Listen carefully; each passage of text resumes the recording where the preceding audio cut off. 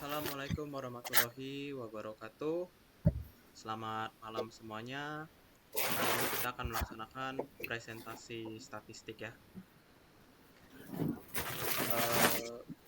Kita mulai ya.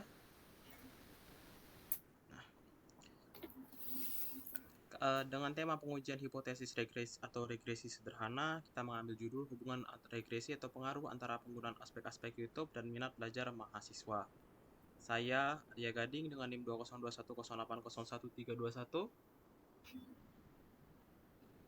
Masuki. Saya Masuki Ahmad Syarif dengan NIM 202008011352. Mas Samuel. Saya dengan Samuel Abraham dengan NIM 202108011313. Mas Rizka.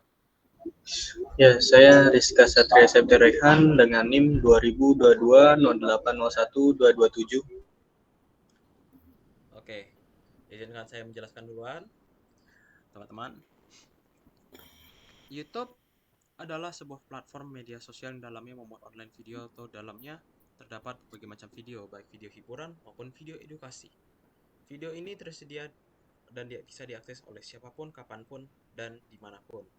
Orang yang menggunakan YouTube akan lebih dikenal sebagai YouTuber atau content creator, dan aplikasi YouTube sendiri sekarang banyak diminati loh, karena tampilan dan isi videonya sangat beragam. Salah satunya adalah video edukasi.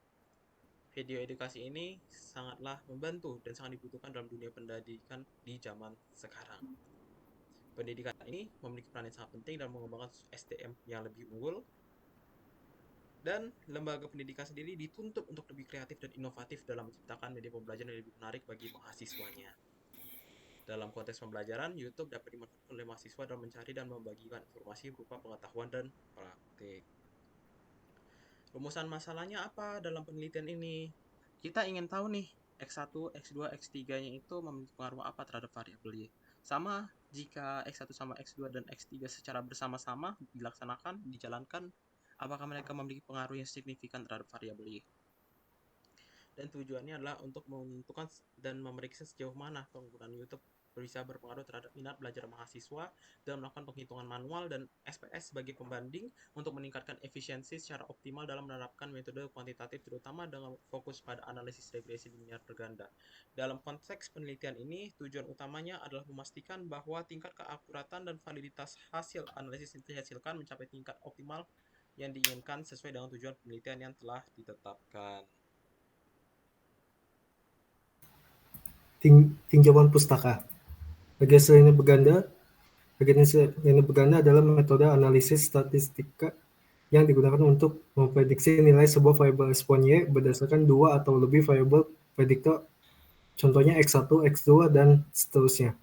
Tujuannya adalah untuk memahami seberapa jauh variabel bebas independen berpengaruh terhadap variabel tak bebas, yaitu dependent. Regresi linear berganda sangat berguna dalam penelitian di berbagai bidang seperti ekonomi, kedokteran, psikologi, dan ilmu sosial untuk memahami hubungan antar variabel dan membuat prediksi yang akurat. Uji validitas. Uji validitas digunakan untuk menguji ketepatan suatu alat ukur dalam mengukur apa yang harusnya diukur. Kuesioner dapat dinyatakan valid jika setiap butir pertanyaan pada kuesioner dapat digunakan sebagai perantara untuk mengungkapkan dan mengetahui sesuatu yang akan diukur oleh kuesioner tersebut. Sebuah item pada kuesioner dianggap valid jika nilai itu lebih besar dari tabel dan jika nilai validitas dari tanggapan yang diterima bernilai lebih besar daripada 0,3. Uji reliabilitas digunakan untuk mengetahui apakah kuesioner yang digunakan dalam pengambilan data penelitian sudah dapat dikatakan reliable atau tidak. Pada penelitian ini, ujinya dilakukan dengan menggunakan alpha-Cohn batch. Sebuah variabel dianggap reliable atau konsisten dalam mengukur jika menunjukkan nilai alpha-Cohn batch lebih dari 0,6. Oke, giliran Mas Samuel ya. Terima kasih, Mas. Metode penelitian dan teknik analisis Modelnya data. dulu Mas dijelasin. Model penelitian.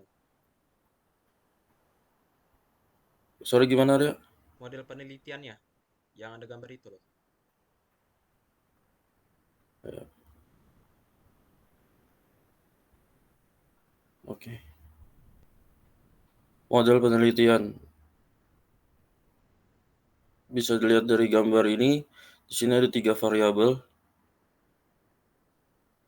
X1, X2, dan X3.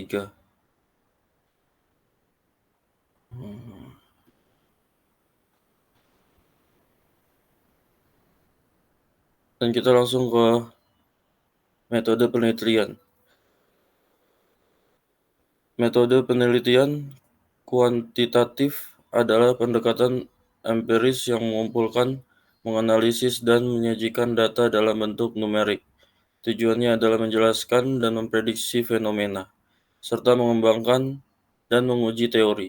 Penelitian ini mengutamakan validitas internal, memastikan instrumen penelitian mengukur apa yang seharusnya diukur.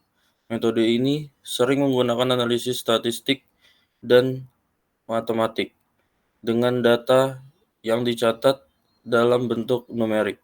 Meskipun berbeda dengan metode kualitatif, kedua pendekatan ini sering saling melengkapi dalam penelitian. Teknik analisis data. Di sini terdapat uji validitas, memastikan kuesioner benar-benar mengukur variabel yang dimaksud. Ada juga uji reliabilitas, memastikan kuesioner benar-benar mengukur variabel yang dimaksud. Uji F, menguji signifikansi model regresi secara keseluruhan. Uji T, menguji signifikansi setiap variabel independen secara individual. Persamaan regresi, menyusun persamaan matematis yang mengawali hubungan dan variabel independen dan dependen. Dan koefisien regresi, menyusun persamaan matematis yang mewakili hubungan antara variabel independen dan dependen. Selanjutnya Mas Satria. Oke, hasil penelitian. Gambaran umum responden. Di sini responden lebih dominan pada laki-laki ya. 68,6% laki-laki 24 orang, 31,4% itu perempuan 11 orang. Kita dapat dari mahasiswa-mahasiswa sebanyak 35 orang. Deskripsi X dan Y. Variabel X atau pengaruh YouTube. Variabel X1, penggunaan YouTube sebagai media pembelajaran. Responden menggunakan YouTube sebagai media pembelajaran, X1.1. Responden sering menggunakan YouTube sebagai alat bantu dalam belajar, X1.2. Yang kedua, variabel X2, yaitu kualitas video pembelajaran YouTube. YouTube membuat proses pembelajaran mahasiswa menjadi lebih mudah dan menyenangkan, X2.1. Mahasiswa lebih memahami materi apabila disertakan video pembelajaran, terutama dari YouTube, X2.2. Deskripsi X dan Y yang kedua. Variabel X3 yaitu konten YouTube. Konten video YouTube dirasa sudah cukup memenuhi kebutuhan belajar responden, X3.1. Responden sering menggunakan YouTube sebagai penambah minat belajar, X3.2. Responden menyukai kualitas konten kreator akademisi yang ada di YouTube, X3.3. Variabel Y, minat belajar mahasiswa. Responden merasa video pembelajaran di YouTube membuatnya termotivasi untuk belajar lebih lanjut dalam konteks perkuliahan. Selanjutnya giliran saya ya. Jadi sebelumnya saya ingin menambahkan yang tadi kekurangan teman saya, bahwa tadi di metode penelitian kami menggunakan sumber utama yakni adalah survei yang sebelumnya dilaksanakan. Survei hubungan pengaruh antara aspek-aspek YouTube dengan minat belajar mahasiswa di kalangan mahasiswa-mahasiswa. Ada 35 orang sampel tadi seperti yang bisa dilihat tadi ya. Itu aja yang ingin tambahkan. Dan sekarang kita akan balik ngejelasin ke tabel hubungan X dan Y. Nah, dalam uji instrumen, Y sendiri artinya adalah total X1, X2, dan X3. Sedangkan yang ada di manual belajar, yang ada di analisis linear regresi berganda di perhitungan nanti, Y-nya itu adalah murni variabel Y sebagai variabel minat belajar mahasiswa seperti yang bisa dilihat di kedua slide ini.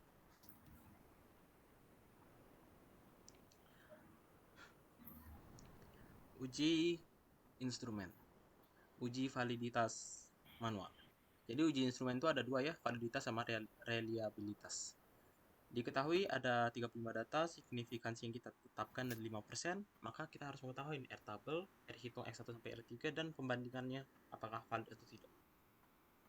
Seperti yang kita lihat di sini tabel interpretasinya nilai R itu adalah 0,334 karena dia menggunakan 35 data dan N-nya adalah 5%, seperti bisa dilihat di gambar kanan. Untuk validitas secara manual, tadi udah dapat tabel 0,334, kita hitung X1 seperti ini, R hitung X1, R hitung X2 seperti ini, X3 seperti ini, dan keputusan hasil akhir adalah dengan R hitung 0,884518, 0,922748, 0,937251 lebih besar semua dari 0,334, maka bisa dipastikan bahwa mereka datanya valid. Dan hal serupa juga bisa dilihat pada validitas versi SPSS. Bisa dilihat memang perhitungan sedikit berbeda, tapi hasil akhirnya adalah sama, yakni semua data adalah valid. Di sini perhitungan pakai di SPSS adalah versi perhitungan dari subkategori atau setiap pertanyaan dihitung satu-satu, bukan menghitung secara keseluruhan X1-nya. Seperti yang bisa dilihat di gambar kiri. Lalu kita cek dari uji reliabilitas. Di sini kita harus mencari varians X1, 2, dan 3-nya. Seperti yang bisa dilihat di sini. Varians X1 adalah 1,93, X2 1,585, varians X3 3,491, dan setelah dijumlahkan 7,006. Varians total skornya adalah 17,151. Koefisiensi reliabilitasnya adalah 0,8873. Ini adalah keterangan untuk rumus ini yang dipakai. Dengan demikian, reliabilitasnya karena dia adalah 0,8873 dan lebih dari 0,6, maka bisa dinyatakan reliable datanya.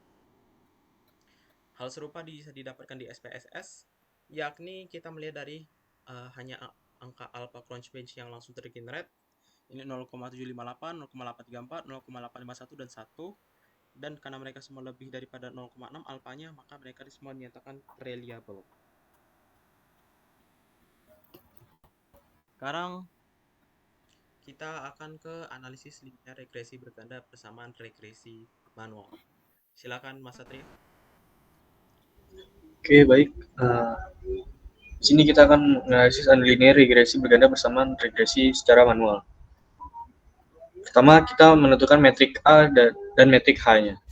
Sebelumnya, responden itu ada 35.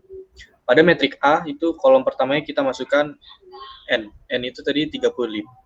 Kolom pertamanya kita masukkan N, kedua sigma X1, yang ketiga sigma X2, yang keempat sigma X3 sampai X sigma X3 pangkat 2. Pada metrik H itu, kolom pertama kita masukkan sigma Y, yang kedua sigma X1Y, yang ketiga sigma X2Y, dan yang keempat sigma X3Y. Pada metrik A1, baris pertama diisi dengan matriks A. Metrik A2, baris kedua diisi dengan metrik H. Begitu sampai metrik A4. Lalu, hitung determinan metrik A sampai metrik A4. Kemudian, menentukan nilai B1 dengan melakukan perhitungan determinan A1 dibagi determinan A. Menentukan nilai B2 dengan melakukan perhitungan determinan A2 dibagi determinan A. Melakukan perhitungan dengan cara yang sama sampai nilai B4. Dari nilai B yang sudah didapat, kita menemukan pola regresi berganda, yaitu Y sama dengan B1 plus B2X1 plus B3X2 plus B4 X3. Berikut yang ada, Y sama dengan min 1,66258 plus 0,002674 X1 tambah 0,477732 kali X2 plus 0,165158 dikali X3. Untuk analisis linear regresi berganda bersama regresi SPSS, saya kembalikan ke Mas Arya. Oke, terima kasih. Di SPSS, hasil perhitungan tidak jauh berbeda. Dengan melihat atribut Anda di unstandardized coefficients B atau beta, didapat juga sebuah persamaan regresi yang tidak jauh beda, yakni min 0, Y sama dengan min 0,389, min 0,0037 X1, plus 0,374 X2, plus 0,140 X3. Itu didapat daripada variabel B yang ada di sini. Di analisis linear regresi berganda uji T bisa dibaca oleh Masuki. Silakan Masuki.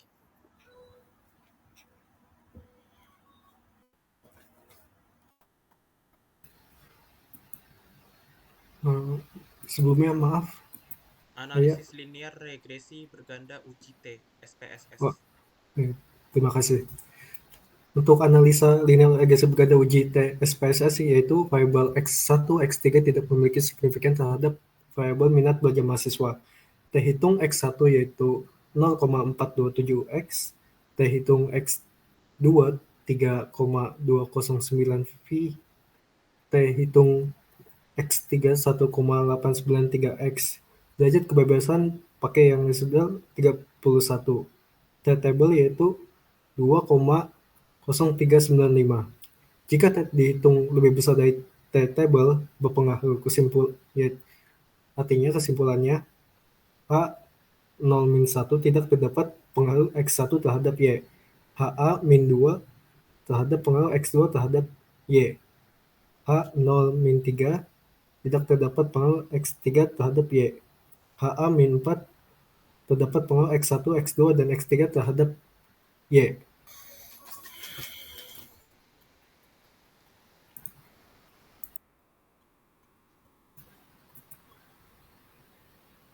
Untuk analisa linear regresi berganda uji F-nya SPSS yaitu variabel berpengaruh YouTube sebagai media pembelajaran secara bersama-sama X1, X2, X3 memiliki pengaruh yang signifikan terhadap minat belajar tolak H0. Hal ini dikarenakan signifikan 0,00 lebih kecil dari 0,05.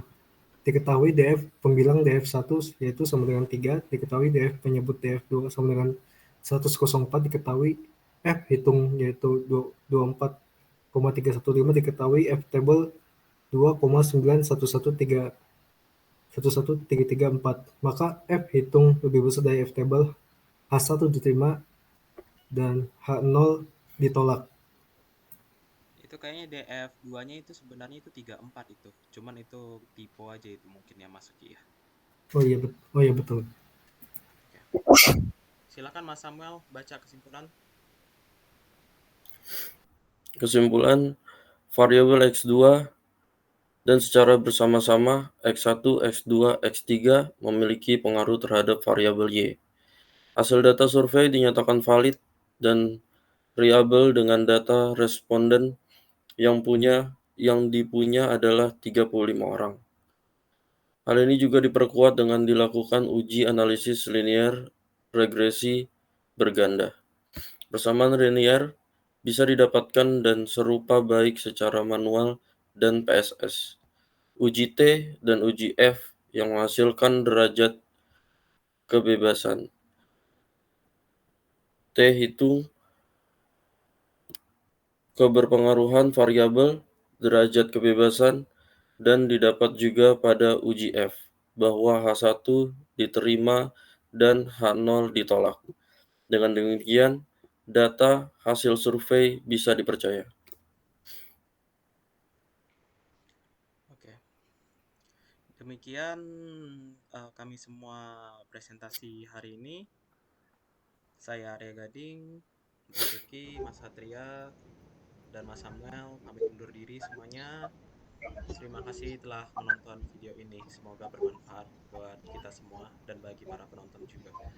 Assalamualaikum warahmatullahi wabarakatuh. Selamat malam ataupun selamat pagi, siang, sore bagi siapapun yang menonton video ini. Terima kasih semuanya.